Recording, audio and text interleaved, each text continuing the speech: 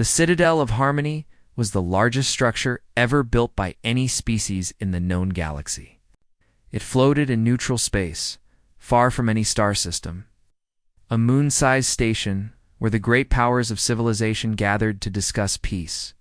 For 11,000 years, the Galactic Concord had met here.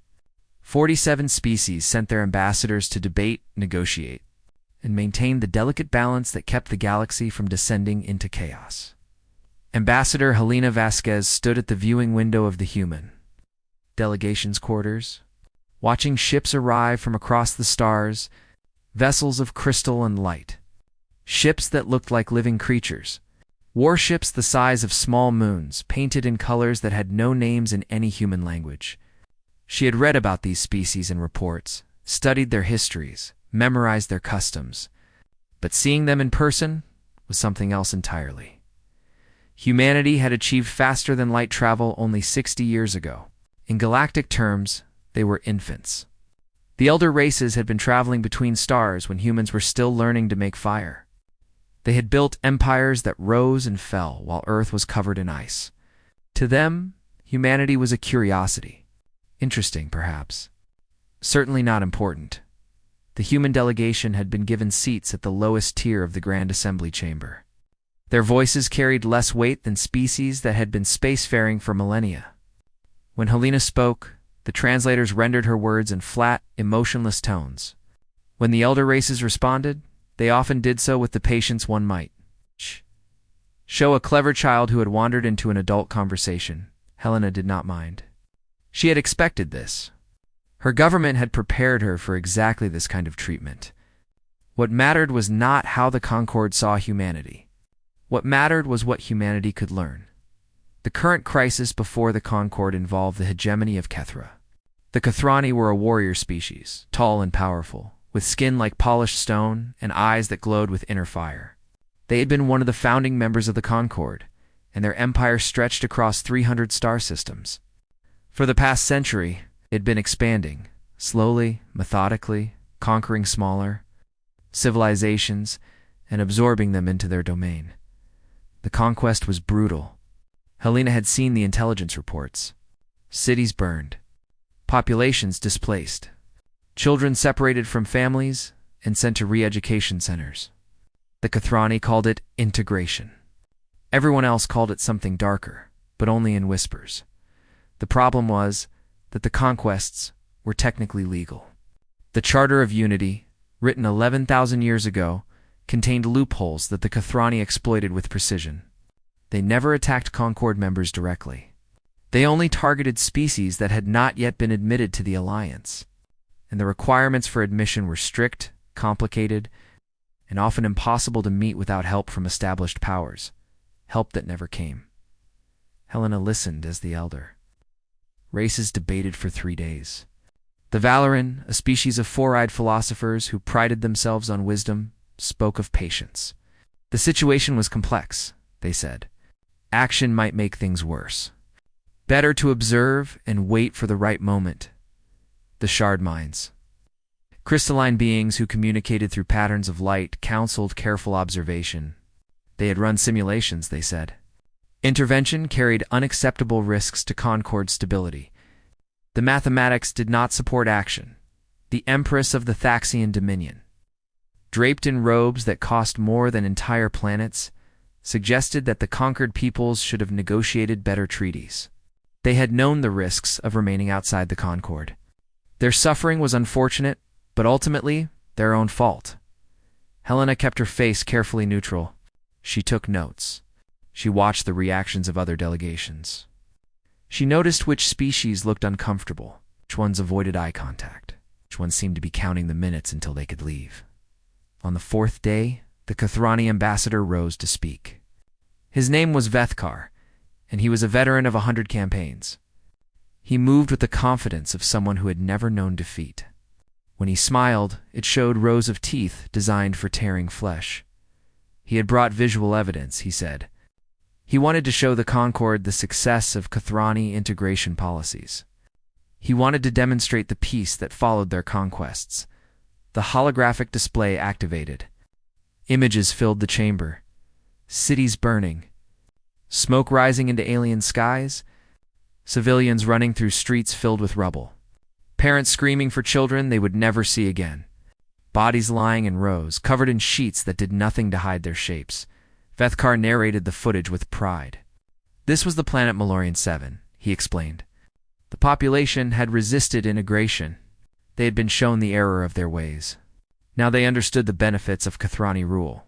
Now they were peaceful. Now they were quiet. He smiled as he spoke. He expected the same reaction he always received. Silence, discomfort, perhaps some empty words of concern, and then nothing. The Concord would debate for a few more days, pass no meaningful resolutions, and the hegemony would continue its expansion. That was how it had worked for centuries. That was how it would always work. Helena Vasquez rose to her feet. The movement was small, quiet. She was just one ambassador from a minor species. Her delegation sat at the lowest tier, barely visible from the main floor. No one should have noticed, but something about the way she stood made heads turn. Something about her stillness drew attention. The chamber fell silent, one delegation at a time. As more and more beings noticed the human woman standing at the edge of the light, Vethkar paused his presentation. His glowing eyes found Helena in the crowd. He had never spoken to her directly. He barely knew her species existed. "Point of order," Helena said. Her voice was calm, steady, almost casual. The translators rendered it in the same flat tone they always used. But something underneath the words made even the most ancient beings in the chamber pay attention. The High Arbiter, a creature of woven light who had presided over the Concord for 3,000 years, flickered with something that might have been curiosity. Newcomers sometimes made impassioned speeches. It was expected. They learned eventually that speeches changed nothing. "The representative from Earth is recognized," the Arbiter said. "You may address the assembly." Helena stepped forward into the light. She looked at Vethkar. She looked at the frozen image of burning cities still hovering above the chamber. She looked at the elder races who had watched atrocities for centuries and done nothing. Then she smiled. It was not a friendly smile. "I have some questions," she said. "I hope the assembly will indulge me." No one in that chamber knew it yet, but the galaxy was about to change forever. Helena Vasquez did not make a speech. The elder races had heard thousands of speeches in their long existence. They had learned to ignore them. Words were easy. Words cost nothing. Words changed nothing.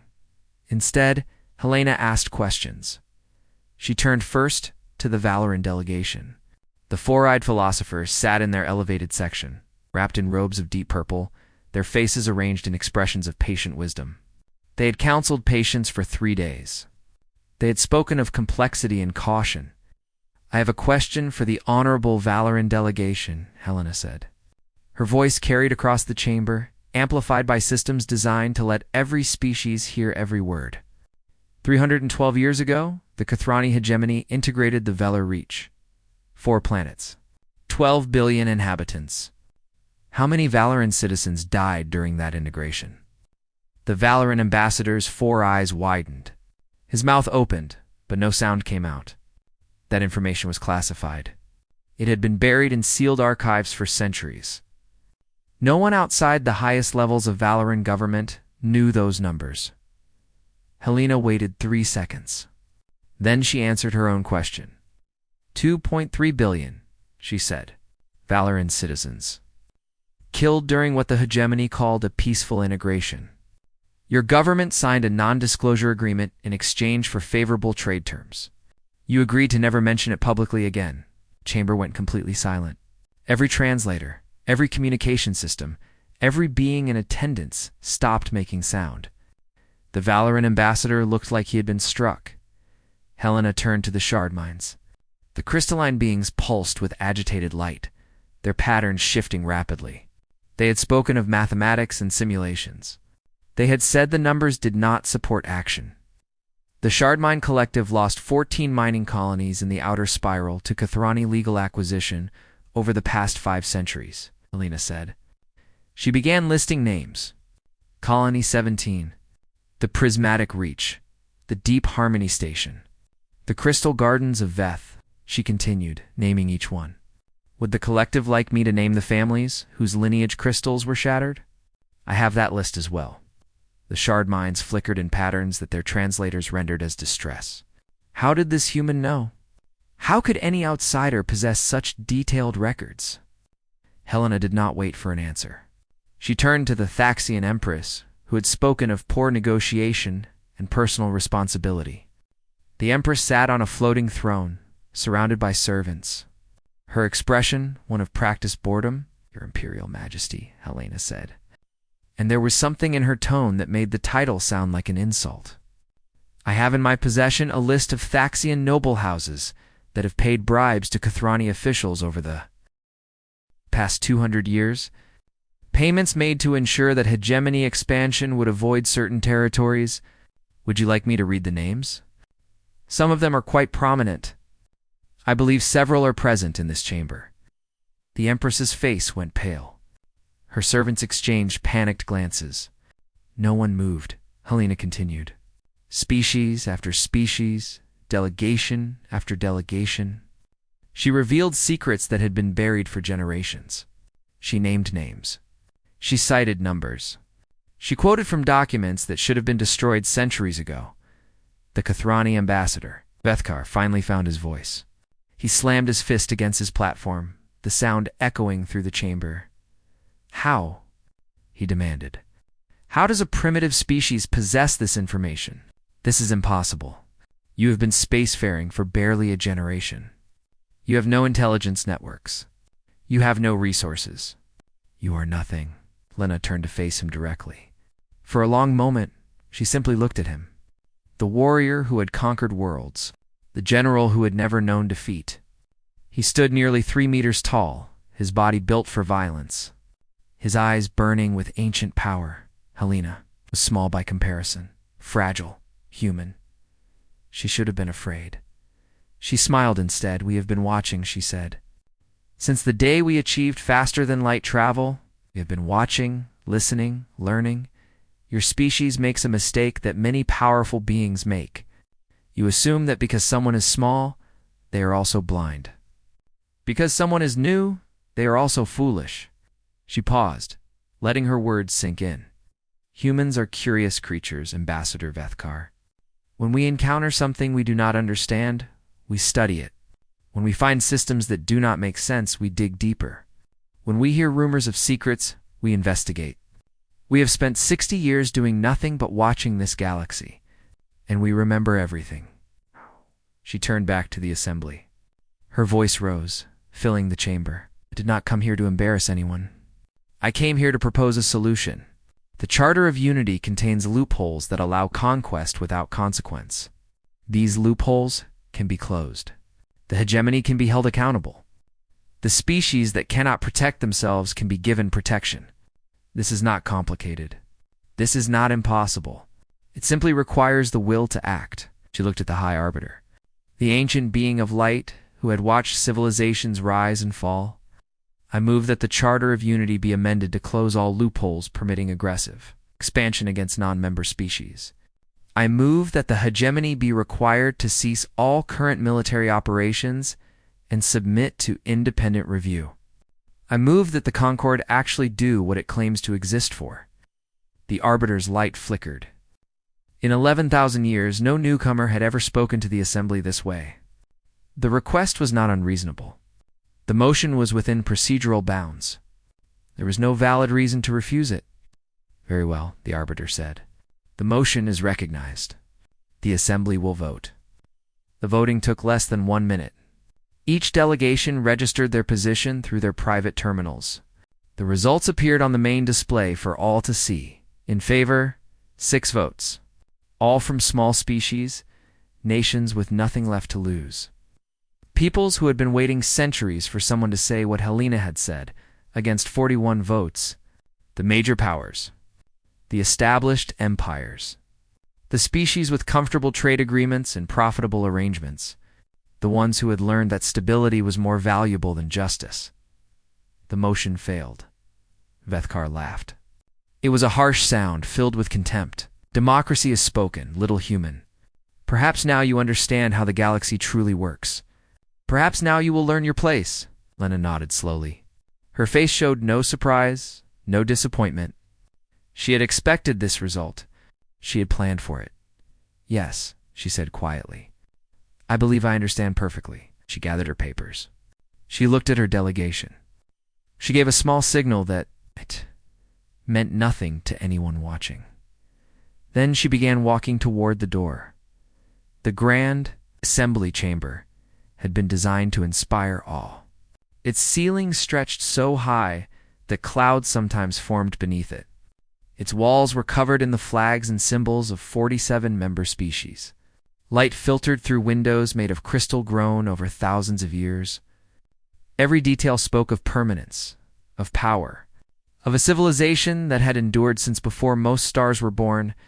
Helena Vasquez walked toward the exit as if none of it mattered. The high Arbiter's light flickered with confusion. In 11,000 years of presiding over the Concorde, no delegation had ever simply left during an active session. There were protocols. There were traditions. There were expectations that held the fabric of galactic society together. Ambassador Vasquez, the Arbiter said, genuine surprise, evident in the ancient being's voice. The session is not concluded. There are still matters to discuss. Your departure would be highly irregular. Helena paused at the threshold. She turned to face the assembly one last time. Her delegation stood behind her, 14 humans who had sat in silence for 4 days, watching, listening, learning, for humanity. Helena said, the session is concluded. Murmurs rippled through the chamber. Translators worked overtime as dozens of species tried to understand what was happening. This was not how the Concorde worked. Delegations did not simply leave. They complained, they protested, they negotiated. They did not walk away. The Valoran ambassador leaned forward, his 4 eyes narrowing. Ambassador, please. You must understand the complexity of our situation. Change takes time. The Concorde has processes that must be respected. Perhaps if we form a committee to study your proposals. No, Helena said. The word was simple, flat, final. Vethkar, the Kathrani ambassador, laughed again. He had been laughing since the vote. He found the whole situation amusing. A small species making demands. A newcomer thinking they could change the galaxy. It was entertaining in a pathetic sort of way. And what exactly do you think you are doing, little human? He asked. Running away? Going home to hide. Do you think anyone will notice? Do you think anyone will care? Helena met his glowing eyes without flinching. We are not running away, Ambassador. We are leaving the Concorde, permanently. Every treaty humanity has signed with this organization is hereby void. Every trade agreement. Every defensive pact. Every diplomatic understanding. As of this moment, humanity is no longer a member of the Galactic Concorde. Silence fell across the chamber. Real silence. The kind that presses against your ears. Even the translators seemed to hesitate before rendering her words, no. One left the Concorde. Ever. The economic benefits alone made membership essential. Concorde species had access to shared technology, protected trade routes, mutual defense agreements. Non-member species were alone in a galaxy full of dangers. They struggled. They suffered. They eventually begged to be allowed back in. The Thaxian Empress sat forward on her floating throne, genuine concern breaking through her practiced indifference. Ambassador Vasquez, think carefully about what you are saying. Isolation would be catastrophic for your species. The galaxy is dangerous. Without the Concorde's protection, without access to our markets, your people would face. We know exactly what we face, Helena said. We have studied this galaxy very carefully. We understand the risks. We have decided that those risks are preferable to remaining in an organization that watches atrocities happen and does nothing. She turned to address the full assembly, her voice rising to fill the chamber. You have built something remarkable here. 11,000 years of peace. 47 species cooperating across the stars. It should be the greatest achievement in the history of intelligent life. but it is not. Because peace built on silence is not peace. Stability purchased with suffering is not stability. You have created a system that protects the powerful and abandons the weak. You call it civilization, but it is just cowardice with better architecture. Vethkar's laughter had stopped. His glowing eyes had narrowed. You dare to lecture us? Your species was living in caves while we were building empires. You are children. You understand nothing. Lena's smile returned, cold and sharp. We understand more than you think. We understand that your hegemony has survived for millennia because no one has ever said no. We understand that this concord has enabled your conquests by refusing to act. We understand that every species in this room has blood on their hands, including us, for sitting here and watching. She looked around the chamber one final time. But we do not have to keep watching. We do not have to keep participating in a system we find morally bankrupt. And so we choose to leave. The High Arbiter's light pulsed with something that might have been distress. Ambassador, please reconsider. This is unprecedented. The consequences. The consequences are ours to bear, Helena said. That is what it means to have principles. You stand by them, even when it costs you something. You act on them, even when it hurts. This assembly voted to do nothing. That is your choice. Leaving is ours, signaled to her delegation. 14 humans turned and walked toward the massive doors that led out of the chamber. Their footsteps echoed in the silence. Vethkar called after them, his voice dripping with contempt. You will be alone, little humans.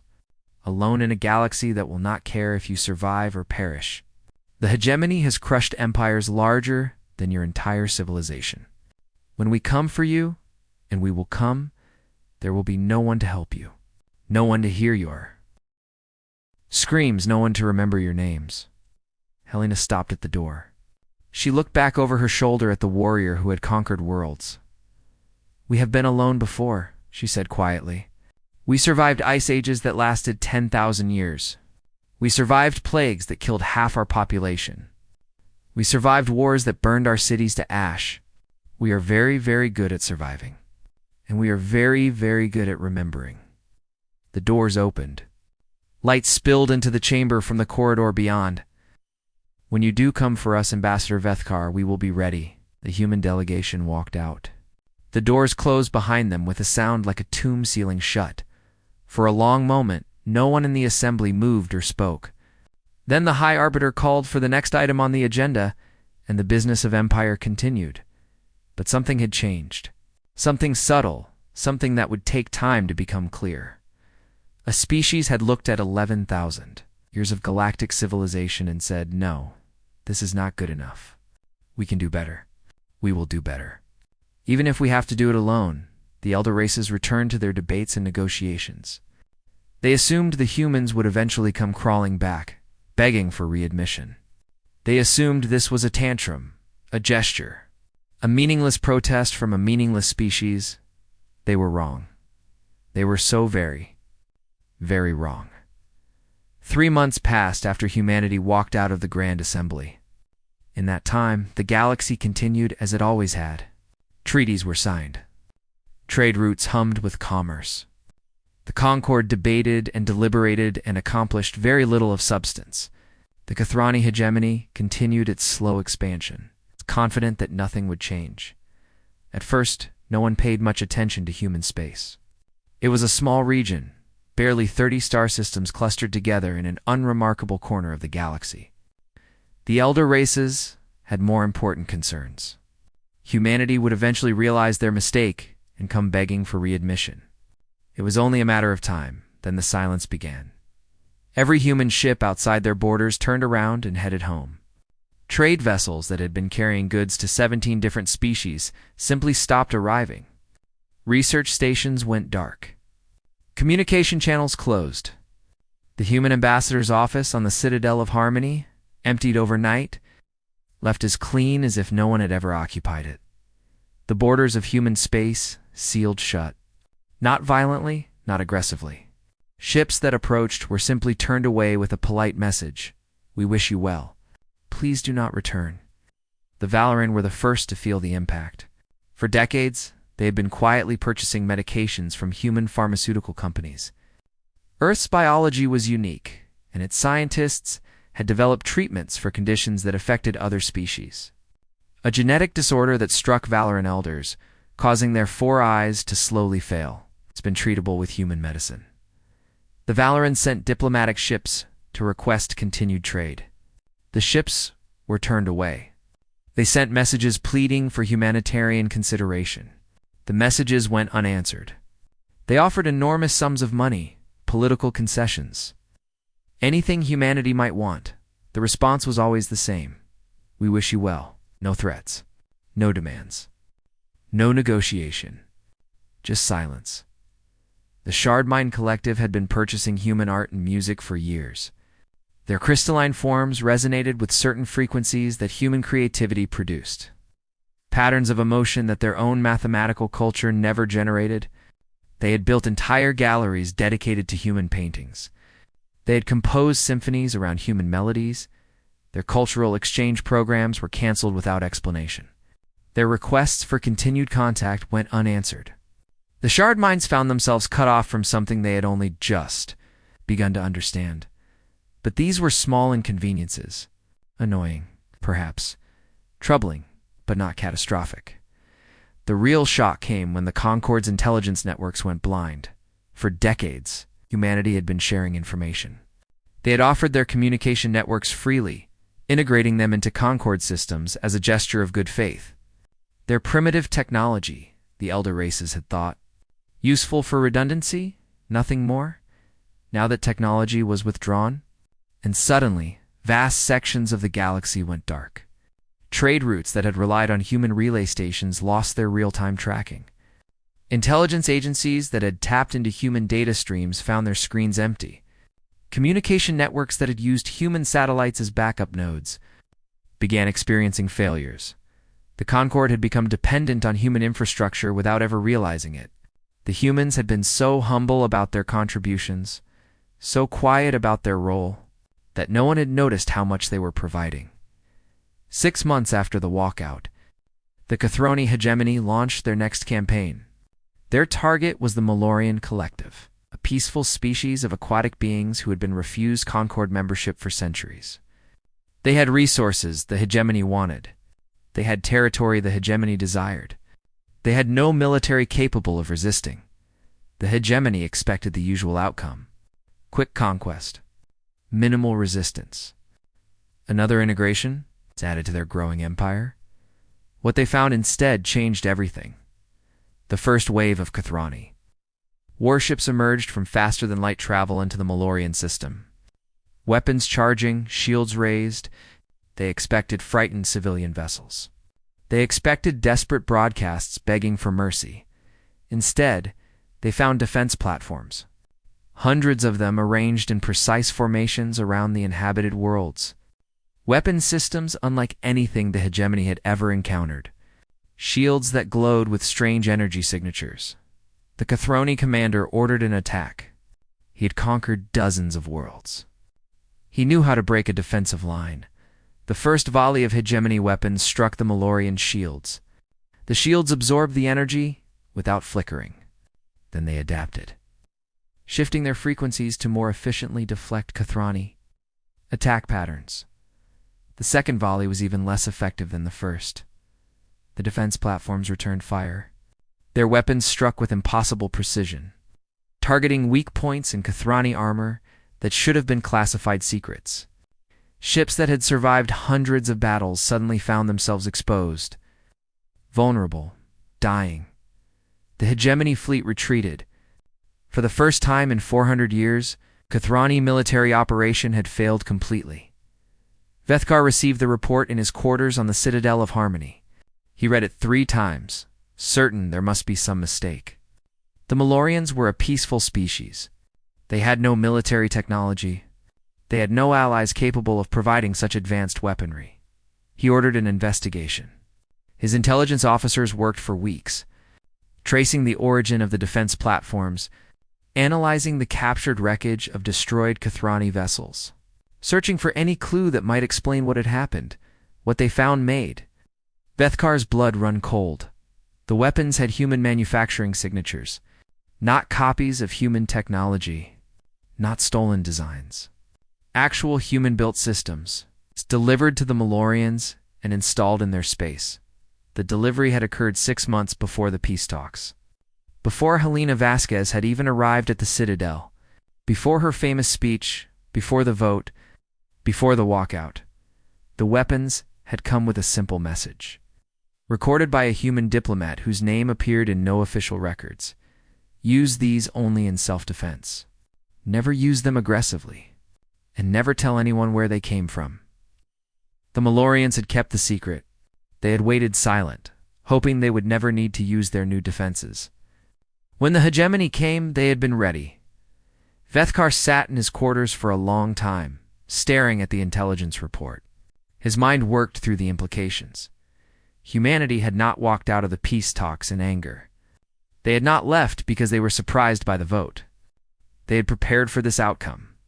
They had expected the Concord to fail. They had been building alternative alliances for years, quietly, secretly, with species the Concord had ignored. Species the hegemony had targeted. Species that had been waiting for someone to offer them hope. How many others? How many species had received human gifts? How many were waiting with weapons that should not exist, with defenses that should be impossible, with hope that the galaxy might finally change? Vethkar did not know. And for the first time in his very long life, that uncertainty frightened him. The silence from human space continued. No explanations. No threats. No demands. Just absence. Just waiting.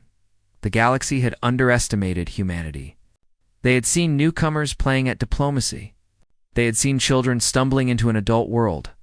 They had not seen the truth. A species that planned for centuries. That learned from every mistake. That never forgot and never forgave. That was very, very patient and very, very dangerous. 1 year after humanity left the Galactic Concord, the High Arbiter received a message. It arrived through communication channels that should not exist. Encrypted with mathematics that Concord scientists could not understand, the best cryptographers in the galaxy worked for weeks trying to break the code. They failed completely. The message itself was simple. It contained coordinates for a star system that appeared on no charts. In a region of space, the Concord had mapped as empty, unremarkable, unworthy of attention. It contained a time. And it contained an invitation. Come and see what we have built.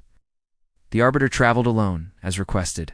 The ancient being of woven light passed through Concord space, through the neutral zones, through regions that grew increasingly unfamiliar. The stars became strange. The constellations shifted. This was territory beyond the boundaries of known civilization. When the Arbiter emerged into the designated system, what they found defied understanding. A fleet waited there. Thousands of ships arranged in formations that stretched across the void. Human vessels, certainly. Sleek and angular and bristling with technology that had evolved far beyond what 60 years of spacefaring should have produced. But they were not alone. The Malorians had come. Their aquatic ships floated alongside human cruisers, weapons platforms still bearing the scars of their victory over the hegemony. The refugees of 12 other Kathrani integrations had gathered. Flying vessels salvaged and rebuilt and improved with technologies no one recognized, the Cathari were there. A species the Concord had dismissed as primitive nomads, wanderers without a homeworld. Their carrier fleet was vast. Hundreds of ships that had been constructed in secret shipyards hidden in asteroid fields across the galaxy. They had been building for generations, waiting for someone to give them a reason to fight. Stranger vessels still filled the darkness.